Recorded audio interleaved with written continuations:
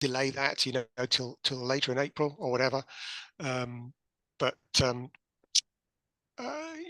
most dormant seeds that need pre-treatment need stratification, and that means they need to go through a period of cold, moist conditions. In other words, replicating what they get in the soil going through winter before it gets warm in spring. And it's not generally a particularly good idea to do that outside. You could, in theory, you could have a seed bed outside. You could sow stuff in winter, assuming the soil isn't frozen, and hopefully that would germinate in spring. Now that's a pretty risky thing to do, because various things like eating seed and rodents is one of the main things. And if you start sowing seeds in winter, then it'll probably mostly have vanished by the spring. You won't get anything. So I don't really recommend that. So instead, you need to replicate those conditions. And assuming you're starting with dry seed, what we do is we mix it with slightly moist sand. So normally I would use silver sand, which is a kind of looser texture sand than sort of typical builder's sand. And it doesn't kind of get claggy and stick together like builder's sand tends to do. So the critical thing there is the word slightly. If your sand is too moist, then, in other words, it's get on the wet side, then your seed will probably rot in the fridge. And if it's not dry, and if it's not wet enough, it won't go through the process properly. So just slightly moisten it, enough to change the color of the silver sand, so it's darker, but not so much that water would drip out of it. If you pick up a spoonful of it, water won't drip out of it. So we mix sand, perennial seed into a plastic bag, label it really well. That's I haven't put that on the list there, but that's really critically important, because if you forget what you've done, then it can be worse than useless. And then that goes into a fridge. Now, it goes into a fridge because here in the southwest of Devon, we don't get reliable enough cold during winter to give good stratification. Basically, you need fridge type temperatures. You need temperatures under about 6 degrees centigrade for about 3 months, and it's just too warm in the southwest of England. And of course, then that's partly because of climate change, because nearly all of our warming in Britain in the last 60 years has been in winter. So our winters have got much milder, and especially here, very mild. Sometimes we rarely even have frosts. So we have to use a fridge to get those conditions. Now, if you live somewhere where you've got reliable cold winters, then you don't need to use a fridge. You can put your bags of seed into like a plastic dustbin outside, lid on the top, big rock on it so it doesn't fly off, and you'll get perfectly good stratification. So fridge is only needed really, if you're in a very mild winter climate, but probably the southern half of England and Wales counts as that. I would have said, and then just leave it there. But then near the end of that 3-month period, start looking through the seed, because some of it will start germinating in the fridge. It's fascinating that a lot of seed going through this process, it has like an inbuilt timer, and you mix it with moist sand and the timer starts. And once the timer goes off after 3 months, or maybe 2.5 months, with some seed, it'll just start germinating. It doesn't necessarily need warmth to do that. And obviously you want to catch it. You want to catch that seed as it starts to germinate, because if you don't, and it started, a month early, which can happen sometimes, then, you open your plastic bag and there's seedlings, 5 or 7 centimeters long, crammed up in the bag, looking very unhappy, not got any light or anything, of course, and it's quite risky trying to transplant those into a seed tray and get those to survive. So check through those seeds, certainly through the last month, say, of stratification, before you get them out and sow them. There are exceptions to that 3 months. It does vary for different things, and even within one species, the amount of stratification needed can vary from year to year a bit, depending on the season as well. So that's all these things are rough and average, but not a lot needs more than 3 months. One thing that does is a plant called sweet Sicily that some of you will have heard of, and hopefully some of you will have eaten, because I think it's such a fantastic edible. With sort of anise licorice flavor to it. You can eat the top, you can eat the roots, you can eat the seeds, and it needs 5 months of stratification. It took me years to work that out. I kept giving it 3 and sowing it, and nothing happened. And then one year I actually forgot and left it in the fridge, and after 5 months it started germinating, and that's how I found out. So some of this information, it's not very out there. The internet's great for finding stuff, but some of this stuff's just not there. So for sweet Sicily, I have to start 2 months before the rest of the seed to get it to germinate.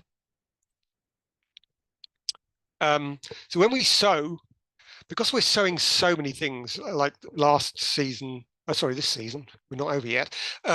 We sowed, over 500 species altogether, and we haven't got enough space for 500 seed trays. As you'll know, whatever space you've got for growing stuff, you run out of it.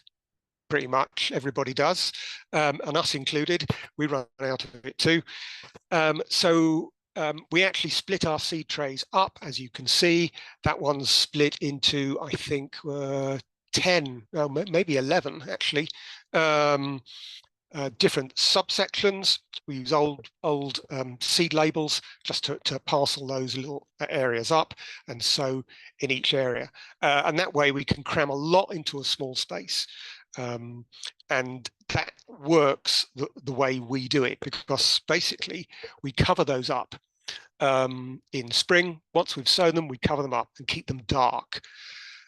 Now we do that because a lot of perennial seed is also slow to germinate. It's not like annuals. You can't expect a lot of perennial seed to germinate within a week or two. Some does, but most of it probably doesn't. Some will take 3 weeks, some will take 4 weeks, some might take several months. And if you just have your seed tray open to the light and to the air, then all that will happen over a period of several months is that over the surface, you'll get a whole growth of mosses and liverworts and other stuff which can interfere actually with germination. And that's a pain in the neck. So you don't really want that. So we cover them up completely like this, as you can see, with a second seed tray on the top. We clip them on with, those are like crocodile clips, metal crocodile clips. We clip them together, otherwise rodents can come along and dislodge the top one and get into your seeds. Found that out by experience. And of course, if you do that, you've got to keep checking quite frequently if anything's germinating. So we put these on a heated bench, about 20 degrees centigrade. Now, you don't have to have a heated bench, as I've said, but a heated bench will give you faster germination. And also, if you've got obviously the weather, through April and May, the weather is very variable, and sometimes there's a really cold period, and if your seedlings aren't on a heated bench, you're at high risk of damping off diseases, getting in there and damaging or killing your seedlings. So we do use a heated bench, and we made that ourselves. It's quite easy to make a heated bench if you've got a power supply. You can buy electric heating cables, flexible heating cables. So basically that bench, it's made of aluminium. We bought aluminium sheet and bent it into a sort of U shape to make the bench, and put a layer of sand, then the heated cable zigzagged over the whole area, and then another layer of sand, and then there's a bit of plastic over the top. And it's got a thermostat as well. So if it is actually a warm day, this is inside a polytunnel, and it gets to 20, it'll turn off the power as well. So really quite easy to make yourselves. And we check probably every 2 to 3 days for germination. They'll also need watering, of course. Sometimes when you take the tops off, they'll need watering. Depends on the weather, how often, of course. But if it's warm, certainly when we when we check every 2-3 days, we'll water at the same time. And you can see a typical situation we're dealing with there. There's 8 things in that seed tray, and it looks like 4 of them are germinating. No, 5. There's something at the end there as well, isn't there? 5 things germinating there, and those are very little seedlings, but it's fine to pot them up at that stage, and that's what we do, because we want to be able to put the lid back on and leave it there for a lot longer. So another thing that perennials do differently to annuals is that germination is over a long period of time for most perennials. They don't all germinate all at once. It varies dramatically, between different species. Some things do germinate all at once, things like, sorrels, for example, germinate all at once. But the majority of things germinate over a long period, so weeks or months. So you're potting up 1 or 2 seedlings a week for several weeks, or several months even.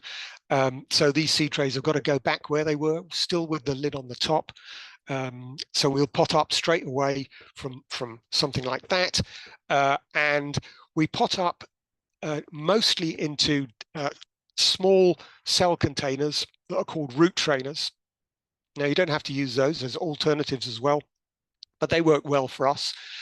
And root trainers have a tray of cells, probably, well, the size you're looking at there's 4 by 8, so that's 32 cells in a sort of A4 size, basically. So you can transplant a lot of seedlings into quite a small area, basically, and that's why we use small cells, because we're potting up thousands of seedlings in the spring, and they can't all suddenly go out into the cold, from being in seed trays and germinating in the warmth in April, say.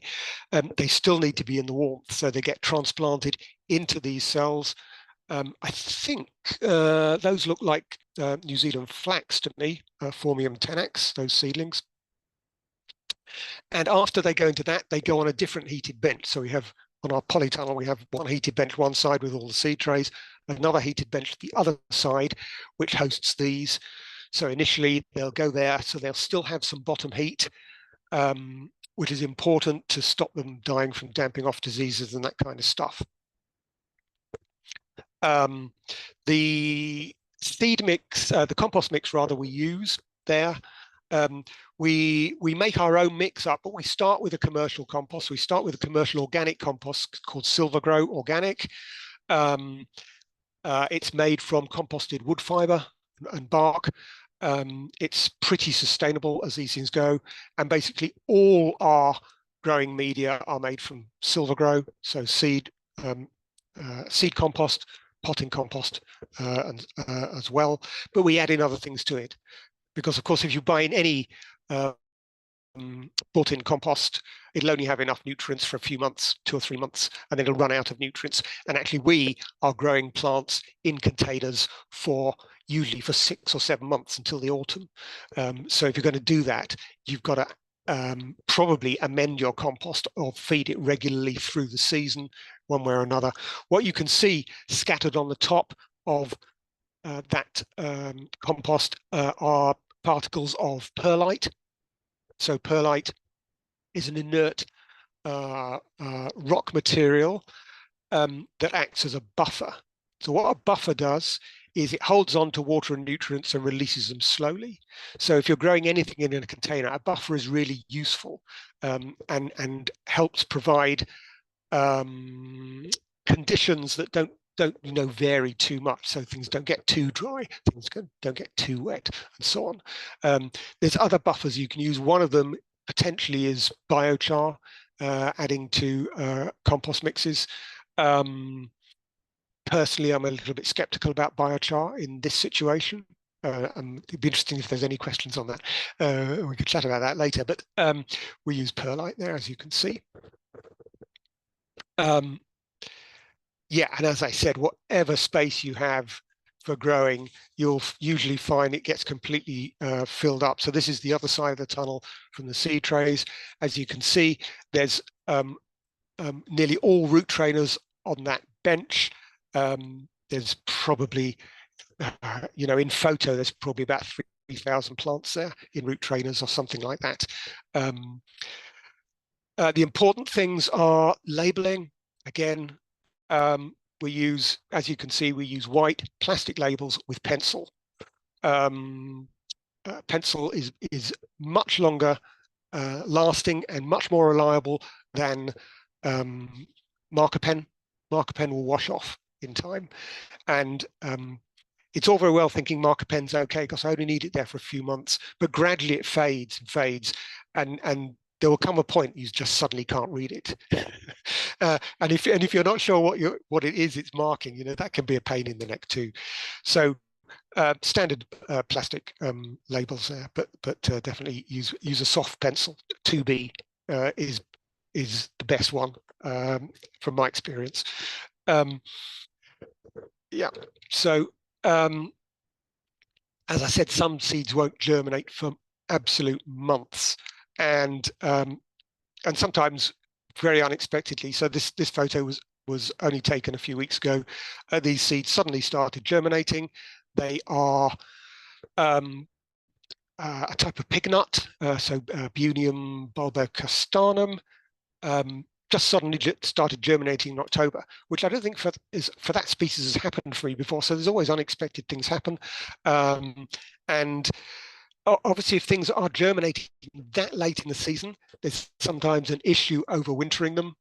There's going to be very little seedlings, or if they go dormant, very little root in there to overwinter, and they're very vulnerable to being overwatered and just dying off from waterlogging over winter. So it's not necessarily a good thing, when things germinate in October. But so you probably have to keep them inside, make sure they don't get overwatered, and mollycoddle them a little bit. But sometimes these things happen.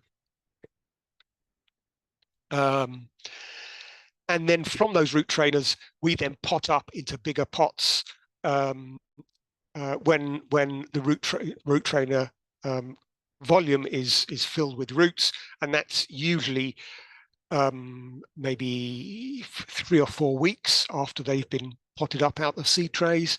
They're ready to go out, so they'll go outside, then be potted. These are all in 1 litre pots. These ones you can see in the blue pots. There's some mallows at the bottom. That's Malva moschata, I think.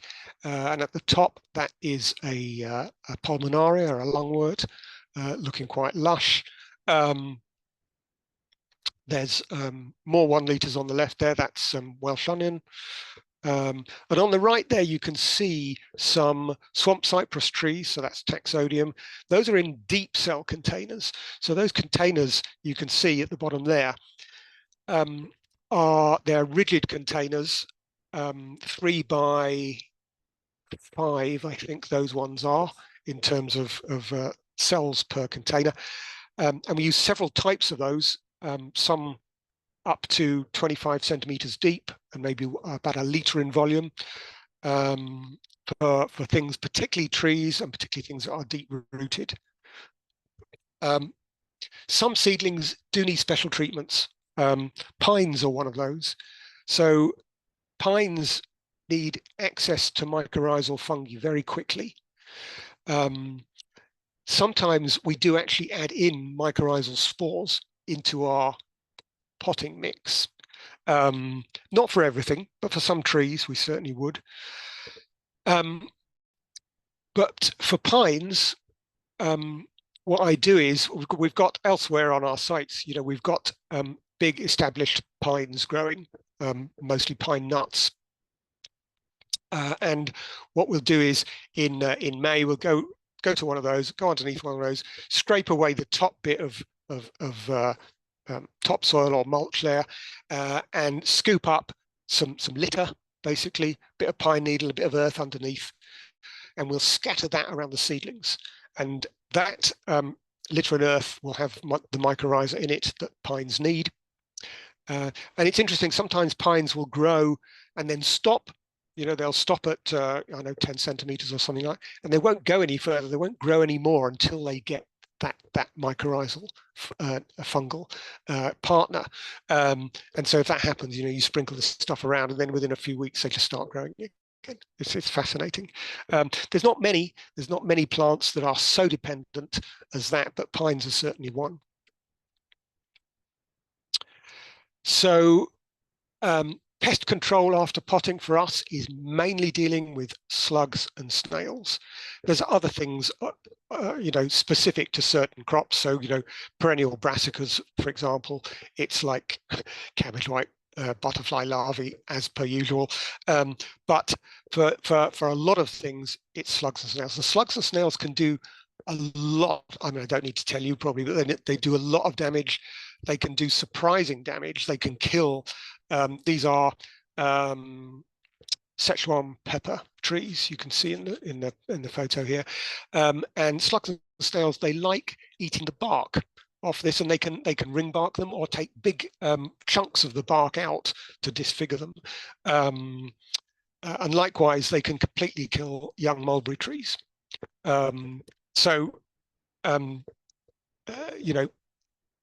There's people will have their own ways of dealing with slugs and snails. We usually, because we're growing on a fairly big scale, relatively big scale, we usually resort to organic slug pellets, which is basically ferrous phosphate, which is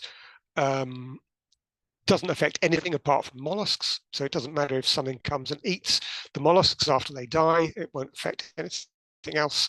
And that's very effective. On a small scale, you can do slug hunts and other stuff, obviously, and maybe not need to do that. So in terms of trees and shrubs, the amount they grow in a year varies, of course, tremendously from species to species. Some will only grow literally a few centimeters a year. Some can grow a meter, from seed in a year. So it's very, very variable. And obviously, to plant out, you need to have your plants a certain size, otherwise they're just very vulnerable. So they may need potting on for a further year. So if you're growing your own trees and shrubs, 1 year may not be enough from seed. You might need to go a second year. You can't see in that photo actually, because it must have been taken before we put them on. But those pots are 2-litre pots with sugar maples. I think those are in there, Acer saccharum. And on the top surface of those pots, we actually use pot toppers. So they're made of coir, circular with a slit in them, and we put those over the surface of the compost. And it does two things. One, it makes much less work for us in terms of weeding, because obviously we're not going to use herbicides and stuff. A lot of nurseries do in this country. So we have to hand weed pots, and if you're growing thousands of things in pots, that's potentially an awful lot of hand weeding. So we use those, and that reduces the hand weeding immensely, to a tiny fraction of what it would be otherwise.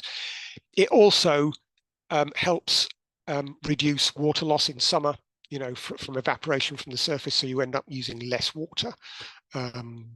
You can also see in that photo, these pots are watered with a pot dripper system. So you can, down the bottom, you can see an individual small pipe going into each pot. Now that, because again, we're a commercial nursery, we have automatic irrigation systems for pretty much everything. And anything bigger than 1 litre in a pot, it has a pot dripper going into it.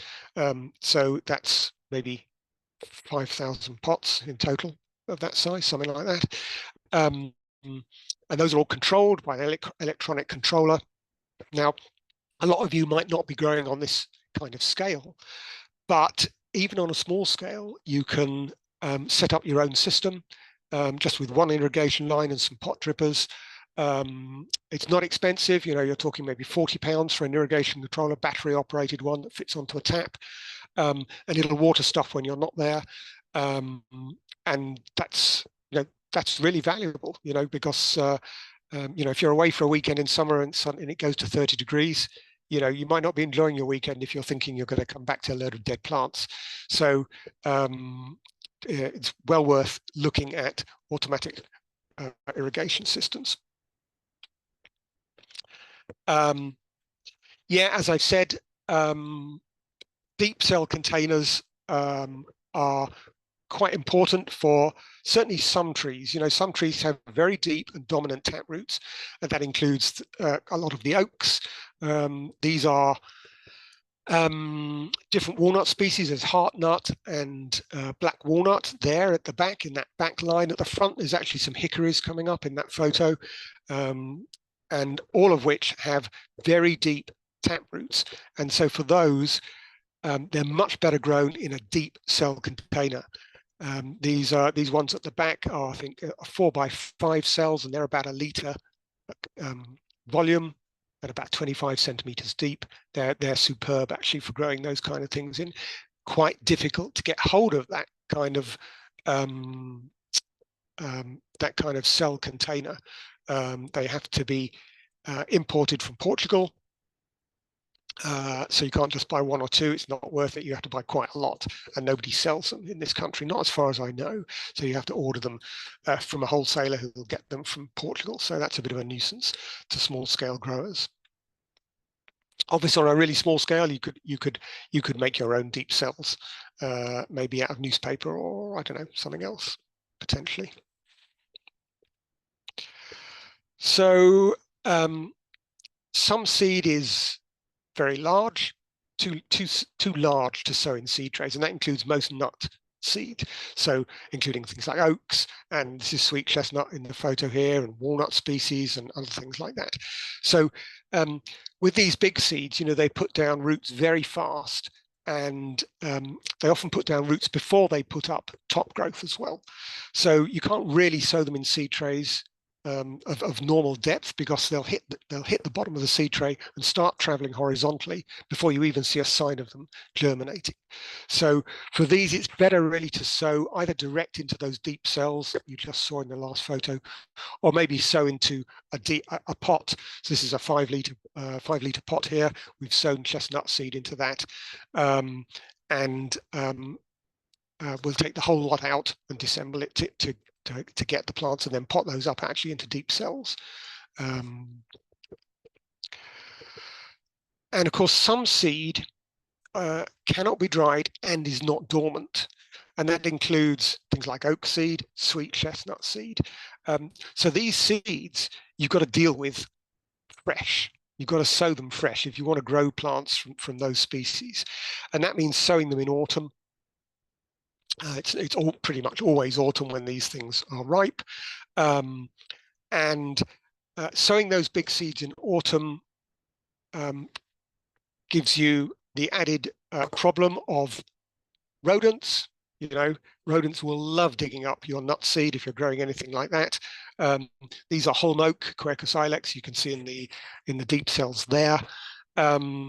So you've got to protect seed really well. Put wire mesh over your containers, or what we do is actually we hang trays off the roof of the polytunnel, so they're in midair, and put our containers with the seed in on those, so that rodents would basically have to fly to get to them.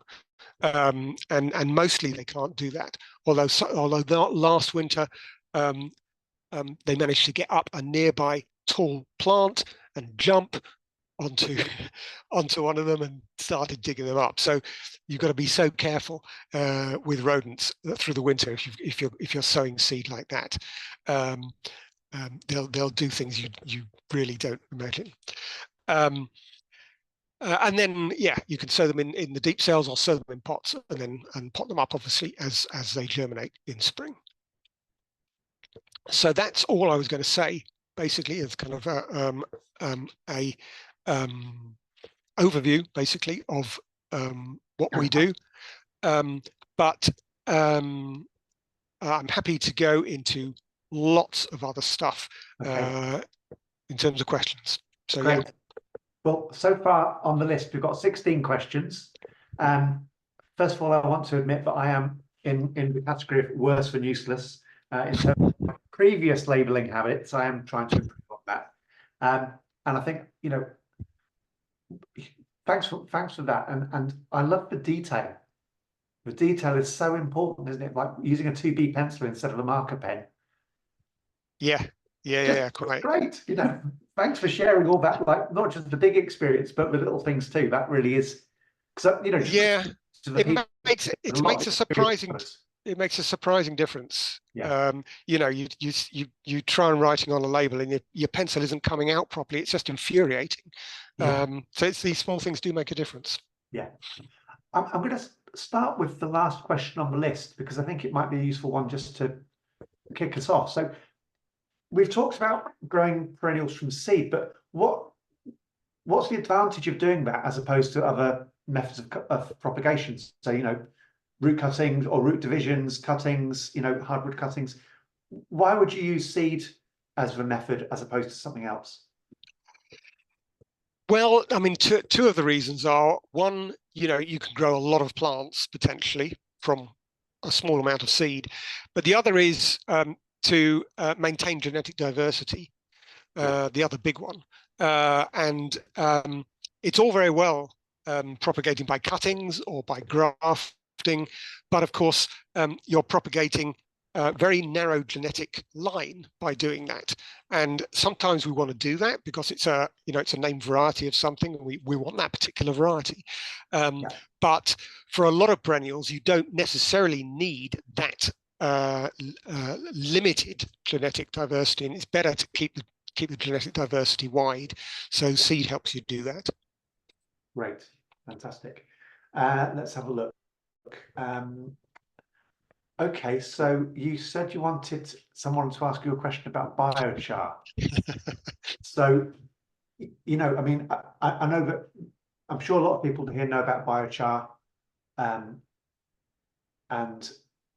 so what's your kind of question about it in this use? What's your concern? Yeah.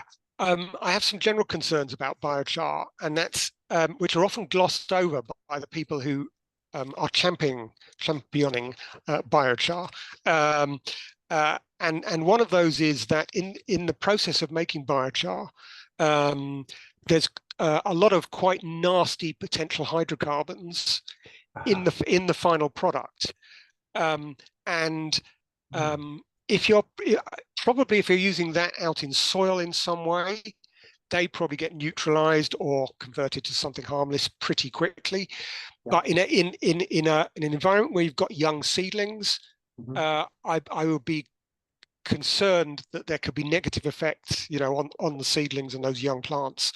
Basically, they're my concerns, really. Okay, yeah, because I mean, I've certainly know that there are observations that if you add fresh biochar to soil, then it can sort of strip everything out and actually cause a net deficit of kind of nutrients in your soil. And the advice is, soak it in urine, then put it into compost, and then use the compost. So maybe it needs to go through some processes first, really. Yeah, maybe so. Yeah. Okay, great. Couple of simple questions. So one question was what temperature is the bench? So I presume this is for the heated bench. What do you try and keep that at? The seeds are on about 20 degrees centigrade. And when we've potted them up and moved them over, probably a couple of degrees less. And they're both on a thermostat. So that obviously this is during April and May. We'll keep those heated benches on, but obviously as it heats up more and more, the power doesn't actually switch on to them as the weather warms up. Yeah. Okay, great. So Jen Howarth asks, can you talk about where you get your seed from? Are you harvesting it from your existing site? We harvest a lot of seed ourselves, I've just also seen a question. Can you talk about collecting the seed from perennials? Is it different from annuals, for example? So we collect a lot of seed ourselves. It's the process of collecting seed from perennials isn't terribly different from collecting it from annuals. Only again, it doesn't necessarily all ripen at the same time. It's quite likely with certainly some perennials, the ripening period is over a reasonable period of time. So you might have to harvest it several times. But otherwise, there's no particular techniques or anything for harvest. Yeah. Okay, great. And I think I would add here, but this is a very good reason to visit other permaculture and forest gardens in the autumn, and do ask first. But like visiting each other, learning from each other, and sharing seeds is it's a great thing to be doing. I should add in as well. We do buy seeds from some people as well. We buy seeds from Mandy, who's in here somewhere, and at Incredible Vegetables, and we also buy seed from various seed suppliers outside the UK. There's some good seed suppliers in other parts of the world, and luckily that it's not difficult to get seed from other parts of the world sent here.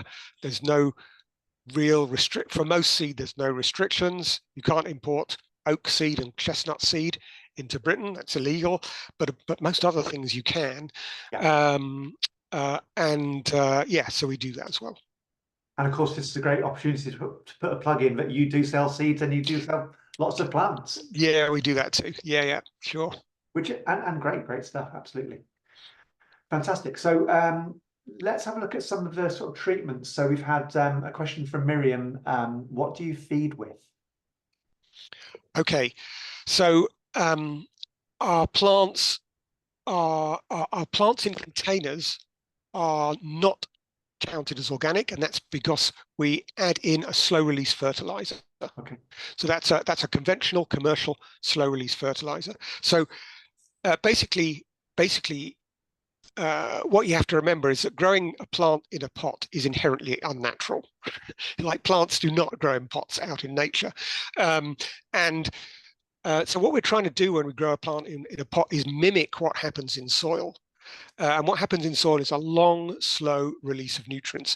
And it's, from experience, it's really very, very difficult to get that using only organic ingredients. So we use a slow release fertilizer. And the reason is that leads to much better quality plants. That's the only reason we use it. It's results driven, basically. We also, through the season, we might also add in seaweed solution, dilute seaweed solution into the irrigation lines. So that's particularly useful if a plant is looking a bit stressed, going a bit yellow, maybe looking a bit short of nutrients. That's what we'll use to give it a little boost. Okay. Any sort of liquid gold? No, just seaweed solution, just a standard maxi crop we use. Yeah. How about anything like sort of rock dust or any? No, we don't. That's one of the things previously we've tried. I spent years going through a whole selection of organic fertilizers, basically, in terms of additions to composts. And the main problems are with organic fertilizers is either they're really, really slow release. So rock dust, you're talking years till almost anything is released. So in a pot grown plant, that's useless because it's going to be planted out by then. Sure. Or they're often highly soluble. So like bloodfish and bone and all that kind of stuff is very, very soluble. So basically, if you do that in your compost mix and put it outside, when there's a heavy bit of rain, all the nutrients are just going to be washed out, and you'll end up with a poorly looking plant. So it's only after doing a lot of trials like that have we gone with the slow release fertilizer route. And at the moment, people are working on an organic version of slow release fertilizer. So when that comes along, I'll be very happy to use that, because I don't particularly want to use the conventional one, but that's what works and that's what produces good quality plants. Sure. Okay, great. Well, there's a little bit more on the sort of potting side of things. So Pippa Johns asks, do you pot straight into 1 litre pots or smaller pots first? From root trainers, usually straight into 1 litre pots. Right. So into root trainers first, almost always. Yeah. So those are deep. Those are cells about 8 centimeters deep and about I don't know, 2 by 2 centimeters at the top in terms of width. So they're relatively small. So plants will go into there, keep on a heated bench in those, and from there they'll go usually into 1 litre pots. Yeah, okay, great. So I've got 2 more kind of potting type questions. One question was actually mine. I noticed with geotextiles in one of your slides, at the potting up stage, I saw that you had some standing on what looked like kind of square cut out holes.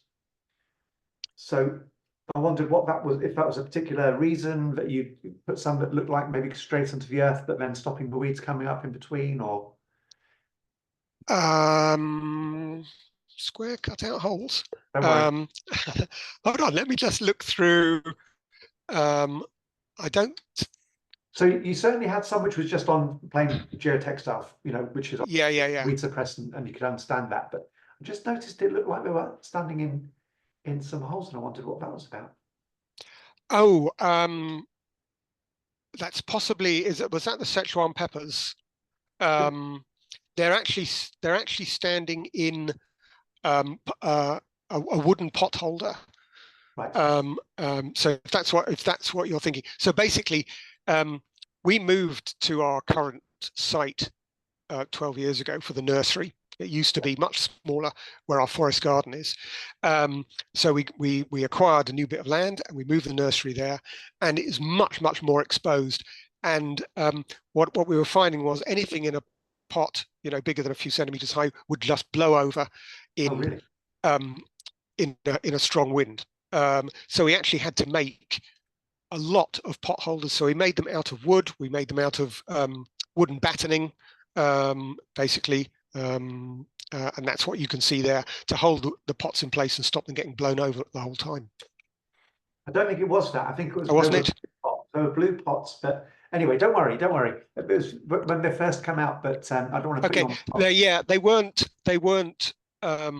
They weren't in holes. The Right. blue pots. They were on geotextiles. So basically, the outside area we've got for pots to sit on consists of stone first.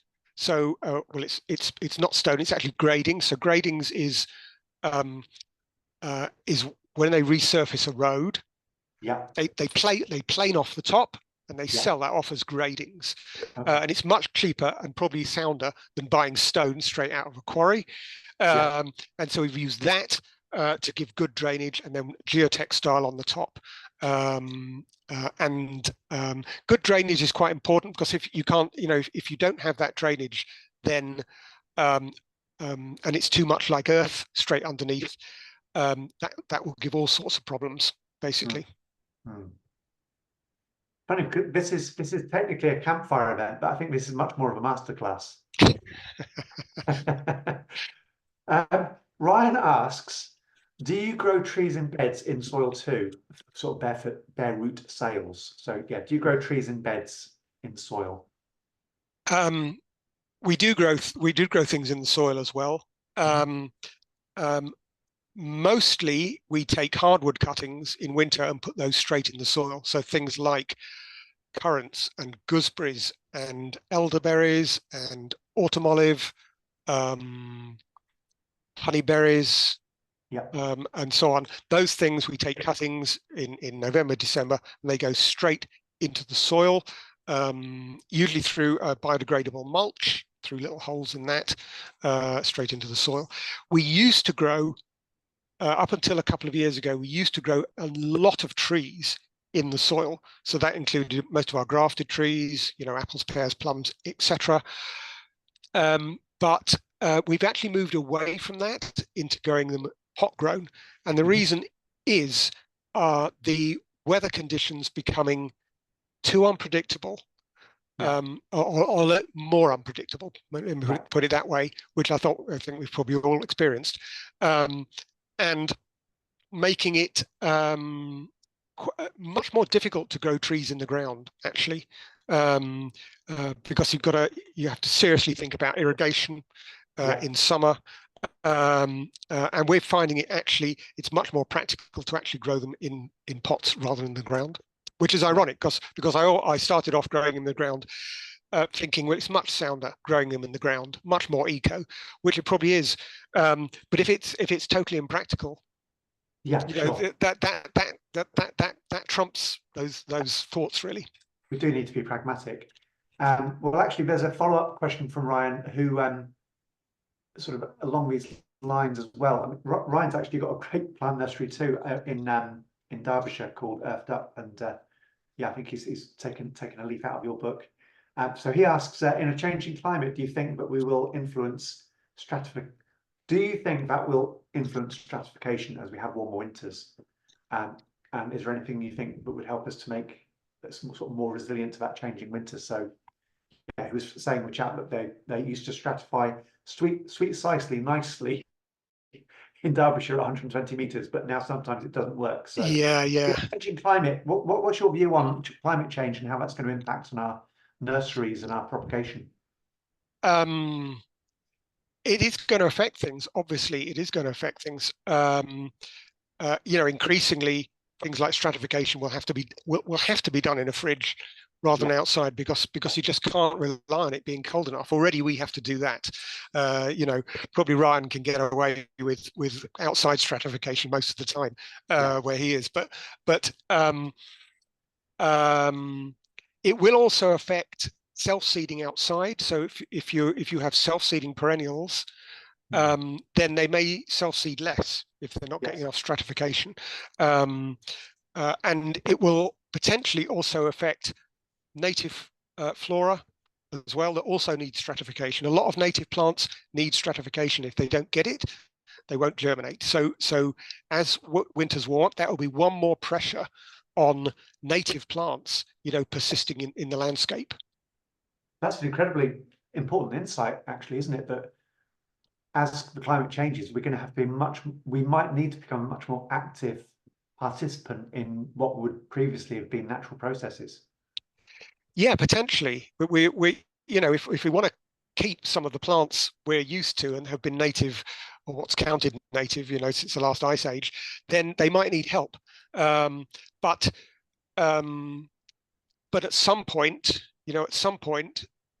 the stresses they're under might be too much for us to be able to save them.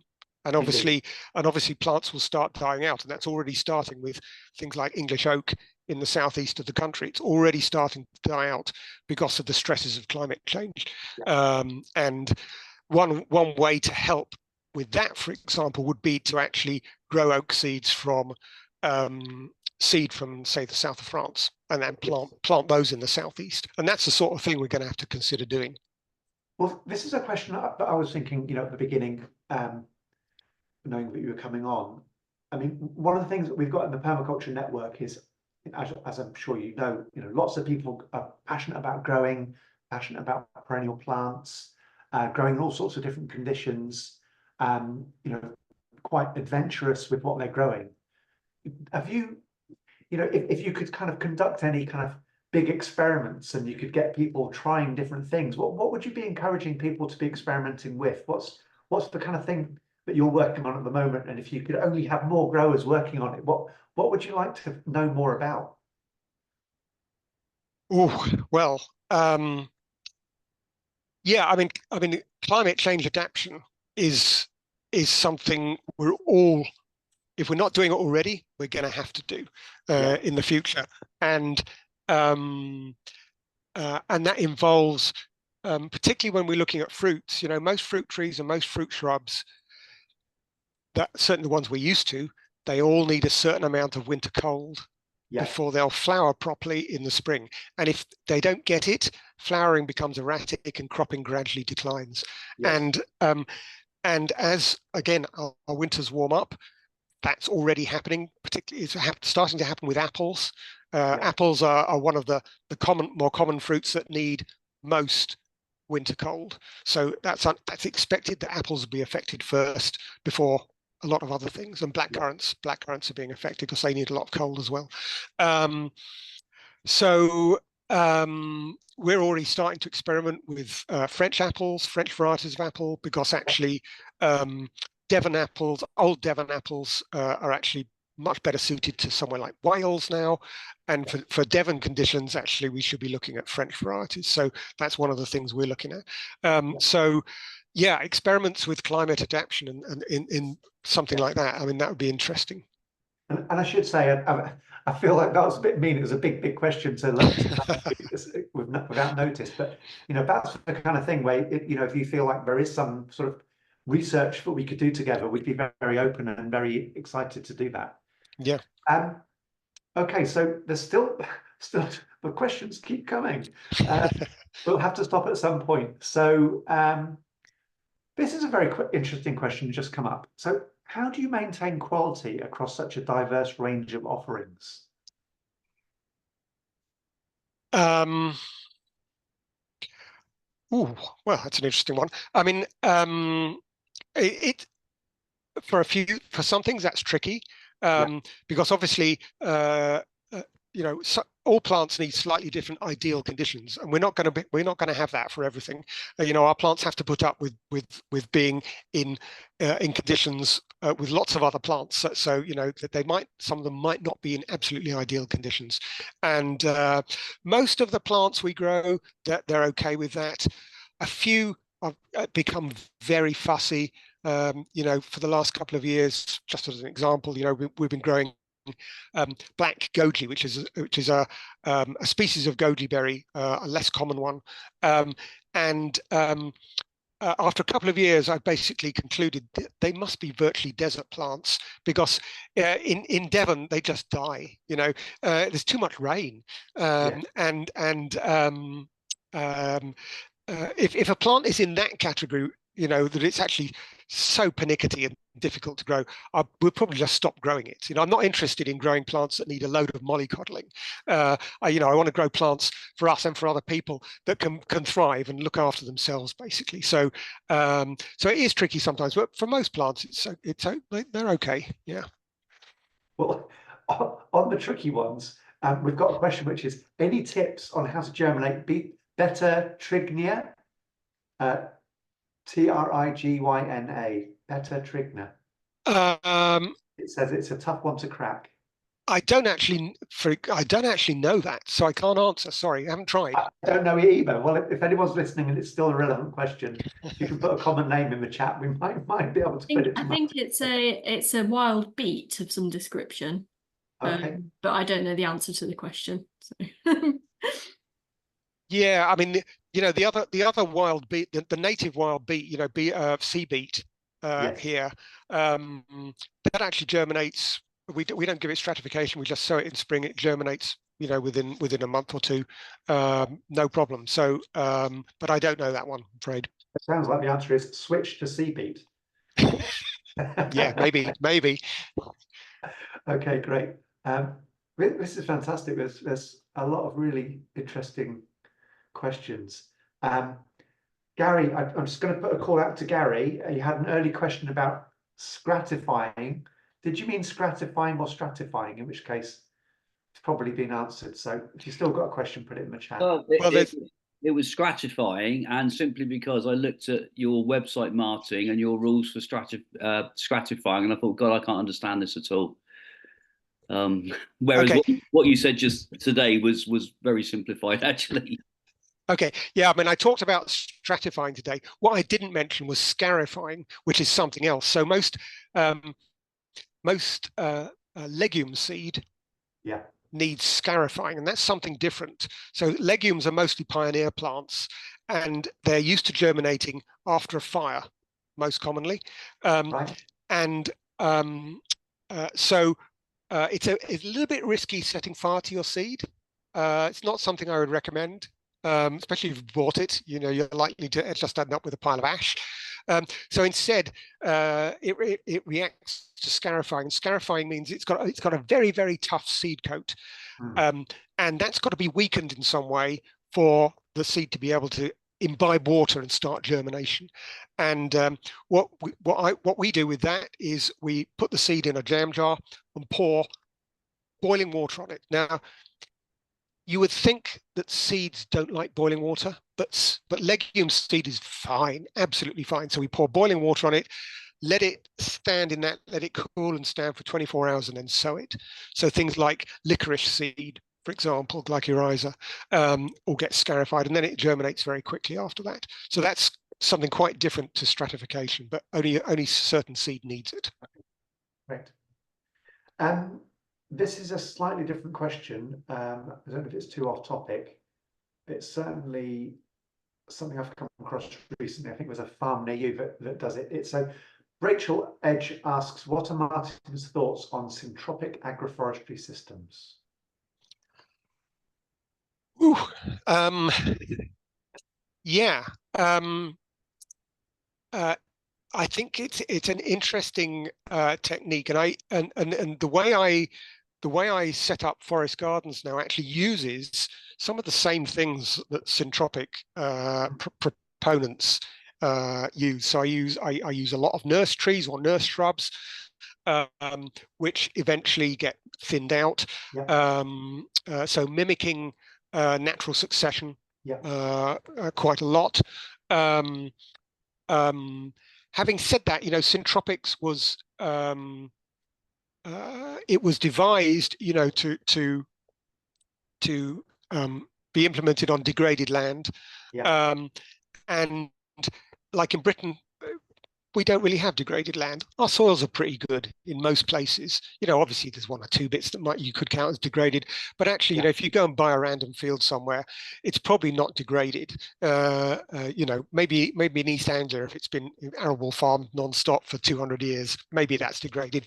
But for most people, we're not faced with that situation. So I'm not sure some of the techniques in subtropics are that relevant, basically, to our situation. Yeah, okay.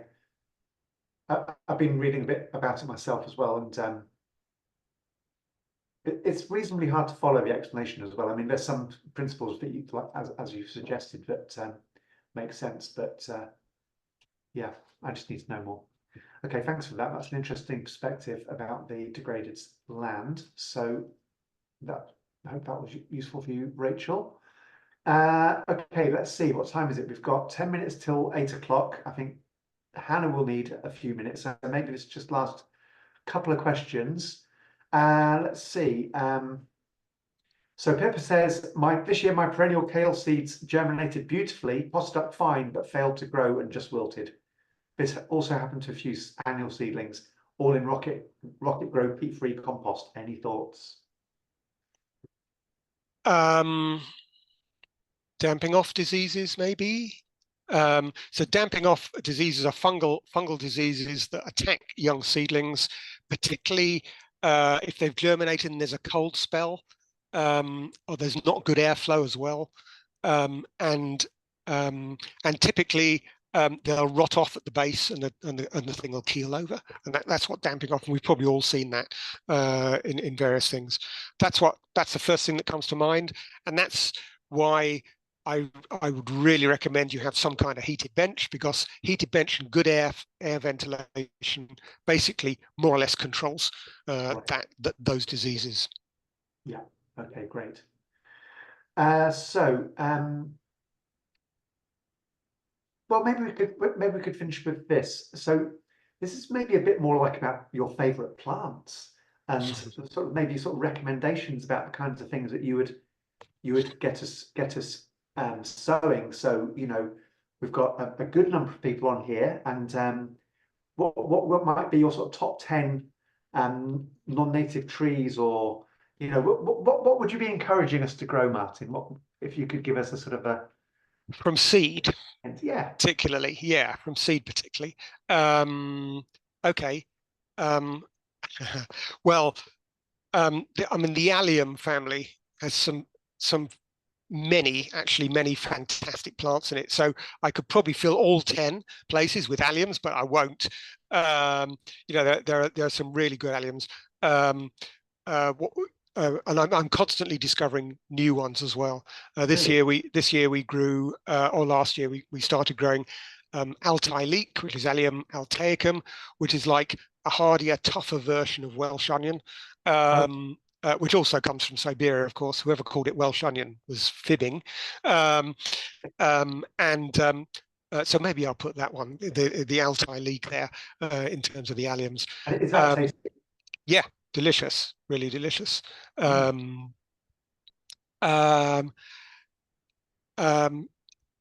think Korean celery would be up there. I know Mandy's put that in the chat as well. I'm really fond of that as well. Oh, actually, that's a good idea. If anyone's got some recommendations, do put them in the chat. We could share some ideas there. Yeah. Saltbush is good. So Mediterranean saltbush, Atriplex halimus. You need a mild winter climate for that, or grow it near a wall or something like that. But that gives you all year round really nice edible leaves. Sorrels. The sorrel family is quite big. One of my favorites actually is mountain sorrel, which is not a rumex at all. It's Oxyria, a really delicious melt in your mouth sort of sorrel. Yeah, I don't know. The list is so wide. We grow several hundred things. So yeah, asking me maybe, to maybe you could use this as an opportunity event just to give us a bit of a plug. So I certainly want to give a plug for all your fantastic work, but what would be the sort of the book, or what do you think gives the best overview of you'd like to share? Well, it depends what you're into. But it depends what you're into. If you're into growing trees, and I've got a book on trees. If you're into perennial vegetables, I've got a book on that. But